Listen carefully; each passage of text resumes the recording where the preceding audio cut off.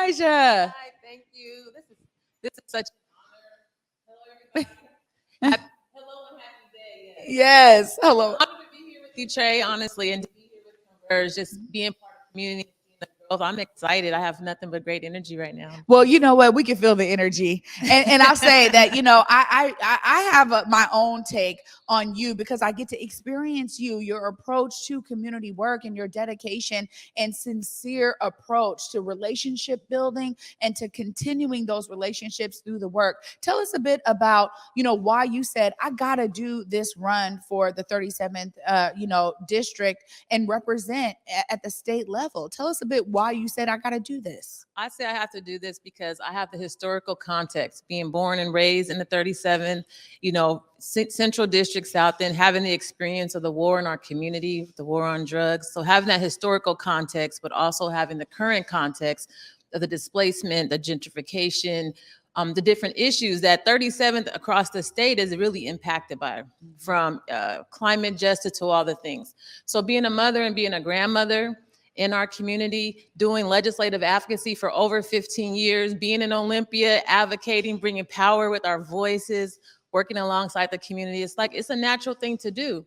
And so when I think about policy on the state level, it's across the state, but we have to make it meaningful in our community. You have to understand how to utilize the language. There's some fine nuances within Olympia that needs to be practiced. And I've been practicing for a number of years with my relationships there. So yeah, that's what drew me to this opportunity. Well, I got to say, I think a lot of people are, the first question is, whoa, you want to take on that responsibility. And I think particularly as KHT exiting this position, many of us read this op-ed, right, of her coming out and saying, look, the way that they do business here in Olympia is just different from me, wanting to just represent my constituents in an authentic way. And some of the things that she had to deal with in Olympia, you're saying, look, I'm up for those challenges. Tell us a bit how you're already thinking about your approach if elected. I first want to give a shout out to KHT. KHT, Heart was a little bit broken when she decided not to, but I totally honor her choices, as well as other legislators who have chosen to focus on their families. This is not new to me, those nuances, the values. How do you effectively communicate with a legislator? Because I've been in those spaces and I've built relationships. I've advocated for policies that have moved forward and are impacting people in our lives today, right? So the way I will continue to do that. The thing about me, I think that really sets me off is I cannot turn it off. When it comes to talking about racial justice, social justice, right, the nuances, I can't turn that off. And I will bring our lived experience and community forward. And I think that others are doing great work there. They are cracking it open for others to pave the way. I feel like that's what KHT did, cracked it open so you could have those real conversations about how this may conflict with your values.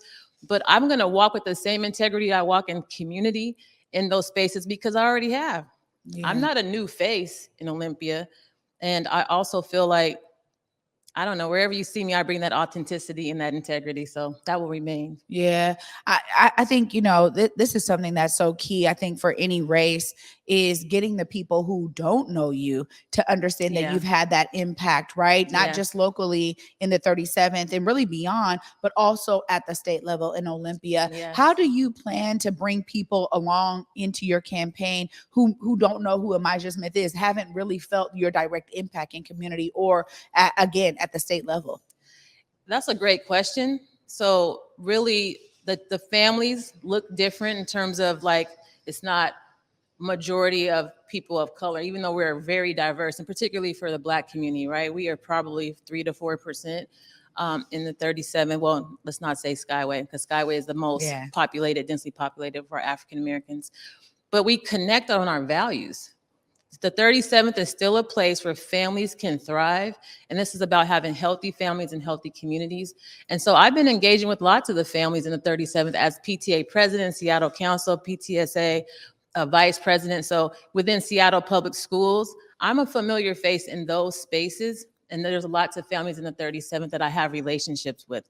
But I just want to say that I'm all about safer neighborhoods. I'm investing in education, our justice reform, healthcare access, all the things that are important to the 37th, as well as our air quality. Like I said, 37th is truly impacted.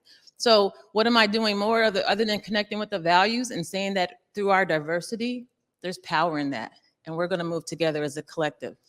Yeah, this is exciting, I think, for a lot of folks, because we hear, we see campaigns here often, right? Yeah. And, we love to be able to uplift people that are in our community doing this work. I think, connecting with KHT, I really felt that she had this genuine presence of like, hey, I got to do this for my people. And I really, because I know you, I have the real preference and the luxury of really understanding that and feeling that. But you said something here that's really important to us here at Converge as well. When we talk about education, we understand there are some major gaps still to this day. Yes, when it comes to public schools. What are some of the things that you directly want to really do as a state representative, if elected, to really close those gaps around education? I want to continue the work that I've already done, really pushing and supporting fully funding our education, and particularly for our special education students. There we do still have gaps, and when we think about the prison pipeline, those who are impacted by the special education are in those systems, right? So continue.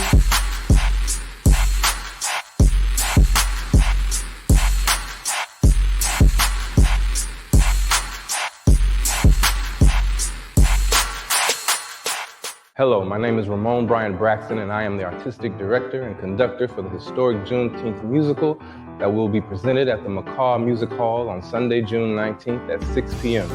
The musical is entitled Songs of Black Folk, Music of Resistance and Hope.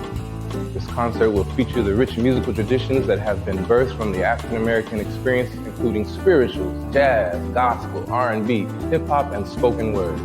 An orchestra plus rhythm section will accompany internationally renowned soloists Bridget Bazile, Solomon Howard, and James Conner, along with local artists Felicia Curry and Robin Henderson. Our special guest artist will be Mr. Darren Atwater, critically acclaimed composer and founder of Baltimore Soulful Symphony. Additionally, a choral group of local singers will present diverse arrangements of iconic African American music. You can reserve your free tickets for this phenomenal event on Ticket Leap, searching One Seattle Juneteenth, or on the McCaw Hall website. Please join One Seattle in partnership with the New Beginnings Christian Fellowship of Kent, the Church Council of Greater Seattle, and a long list of community sponsors as we celebrate freedom with music that speaks and heals every soul. COVID protocols will be in place and masks are required.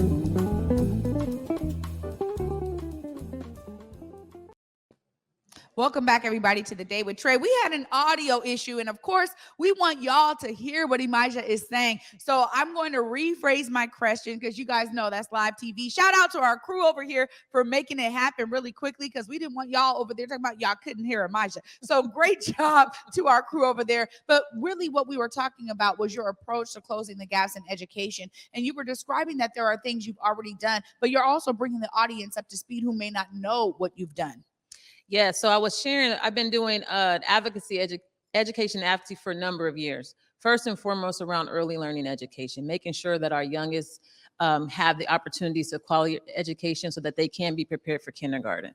And then in our K through 12 system, really making sure that our students are being met where they're at in terms of their learning opportunities and abilities. So we have to bring in language access. We need to bring in, make sure we have our ethnic studies, African-American studies. So I'm a big proponent for that, and have been in committees and councils on the state level with OSPI, to ensure that those things are happening. And I will say, over the past 2 years, I have been seeing in Seattle public schools where they're offering to our 11th graders, ethnic studies, African-American studies, and that's new.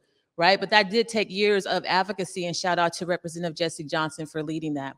In addition to that, we have to make sure that we are ensuring that we have the resources that are coming into our public schools so that we have the fully funded education that our students need. And in particular, I like to speak about our kids who are receiving special education services. We still need more activation and to make sure their resources, or they're getting what they need. I'm sorry, I'm tripping over my words, but that making sure that they get what they need. And then we also have to put strong investments into college and career readiness. Yeah. So I do support the Promise program, the 2 years, to making sure that paying for education should not be a burden.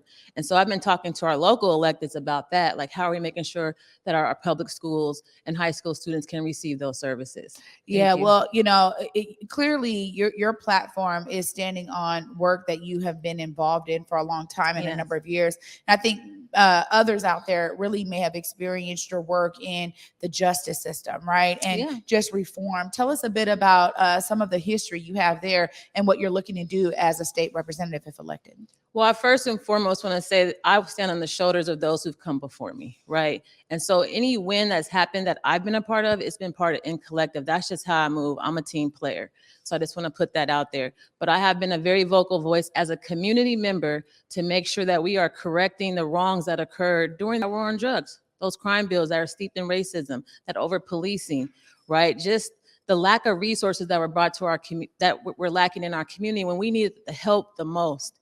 And so my thing is like restoring and healing and providing resources for that, because the outcry and the outcomes of that was splitting our families apart. And I think we are still seeing like the shock value in our community now with gun safety, right? Or safer neighborhoods are a residual of that. And so those are systemic issues. And so the way you correct those is you create good policy to implement or remove from those bad policies. So one of the things that I will say that I was a big proponent on advocating for legal financial obligations, those interest rates have been so ridiculously high, and it prevented for those who were coming out, or you couldn't get any type of support for somebody who's on the inside. Those burdens fell on the families on the outside. Right. And our communities, we're low income communities, there's people of color. Those burdens are high. You're paying for phone calls, whatever you're doing. That burden's not on those on the inside. That's on us. We have to correct that. And then how can someone get out and get housing or get a job if they can't do those things because they have to pay back fees that were accruing at 12%? So I played a role in advocating for those interest rates to come down. I definitely played a role in how the 3 strikes law. So robbery 2 is no longer a strikeable offense, right? And so people have spoken to me about, through that advocacy, how their loved ones or community members or neighbors have been found redemption in that opportunity. So that was drawn for me as a high schooler. I wanted to make these changes in high school before I ever became a mother or thought to be a grandmother, because if our communities are not healthy, then none of us are healthy. If our families aren't healthy, none of us are healthy. So it's just in me. It's in me. It's not on me. That's all I can say. Yeah. No. You've been doing this work for so long, and that's why I think it's really important. One of the things you described earlier too was the diverse nature of the 37th district. And I think what we've seen in politics, and particularly in Western Washington, because I know more about that side, is that there's this divide, right? There's candidates who represent certain people, and there's candidates who represent others. But really, the greatest candidates try to find ways to bridge the gaps. And, when I talk about how you bring people along who may not know you, there's also some real high level amount of intentionality that has to be put in your campaign around how you make sure that people who may think, she's going to be talking about things that don't really apply to me. How do you get them to understand, again, what you just said, that you're really about families and you're about all families having that sense of safety, having that sense of security that right now isn't felt in all throughout the 37th. There's a wide range of ways that people experience that. How do you get them to understand that you're also their candidate? I help try to get people to understand, to see, again, shared values and lived experience, right? So being a survivor of domestic violence, for instance, most of us who've survived that can relate to each other, right? So I'm really a proponent for investments of stronger protections and supports for survivors. I speak with some people who are in the immigrant community, how, that's an issue. They have we may not have come here the same way, because I'm a descendant of the stolen ones, but we have an issue about how we have to navigate our own safety. And too often, Black women, Indigenous women, immigrant women, and other women of color are not protected in the system that is supposed to protect us. So I speak to the lived experience. As a mother, and I think I'm the only parent who's running for this particular time, is like, I could relate to what it means to navigating the school system. I can relate to that not only as a parent wanting to get the best education for my child, but also for religious issues. right? So I supported and advocated in every school I've been at to make sure that our Muslim children could have prayer and they could be supervised for prayer. And people don't know too often, my family are Muslim, so I have to also advocate around the anti-Blackness of that, because they have said, oh, you can't go.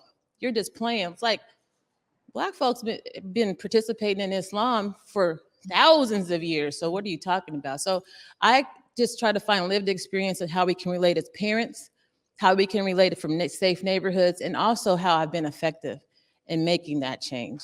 I'm not just here to talk about it, right? We have to be active. Now, on the state level, whatever we're doing, it has to impact the entire state. So I've built relationships across the state, from Southwest Washington, Spokane, Eastern Washington, Central Washington, talking to families about their issues. I was just advocating for a parent whose child is being declined on over in Pasco. And she's like, we're just making connections because she doesn't understand the process and what's happening to her child. And I happen to meet her, right? Because I'm going to take my son to a basketball game in her community. So I'm taking the time to meet with people to really understand what their circumstances are, and just share and then connect them to the resources that we have over here. And so the best thing was that she knew she had a support. She don't know us, but she had a support network of folks who could help her to manage and navigate that process, even though it's painful at the end of the day. So that's who I am, and that's what I do. I try to connect on our lived experience as human beings and not try to look at our separate categories, because I think that's divisive. We do have different perspectives and lived experiences that should be honored, but how do we move in a collective and how do we move in solidarity? Yeah. Solidarity. Oh my goodness. Okay. Well, our time is short because this is a 30-minute show. We're going to go over, obviously, because I wanted to give you that time and space. And, of course, I got to give you time to look right there in the camera and tell people how they can support your campaign, follow your campaign, be one of those folks who will eventually be electing Emijah. Please, right there. Let them know how Yes, to please go to the website, www.electemijah.com. You can support by volunteering, by giving a donation, by spreading it on your social media. You're welcome to reach out and ask more questions about who I am and get to know who I am. And just, talk to me. Don't be afraid. Ask a question. Absolutely. Emijah, thank you so much for taking time out of your busy schedule to join me today on The Day with Trae. So glad that we could help to elevate who you are, because I think it's so important for people. I wore my shirt for you today. Black voters matter here. You get that right there on the camera, someone. Black voters matter. And I think obviously it's one of those things that we talk about often here at Converge Media, the need for us to be civically engaged. So thank you for putting your name in the hat and bringing all of your lived experience and advocacy to the table. We're going to be rooting for you. I'm going to be rooting for you. I can't vote for the 37th, but I'm over here because I also have really seen your impact, and I'm really hoping that the audience got a bit to know about who you are today and that they'll tap in. I appreciate the opportunity. I just appreciate being in this space with these Emmy Award winning team. Thank you so much.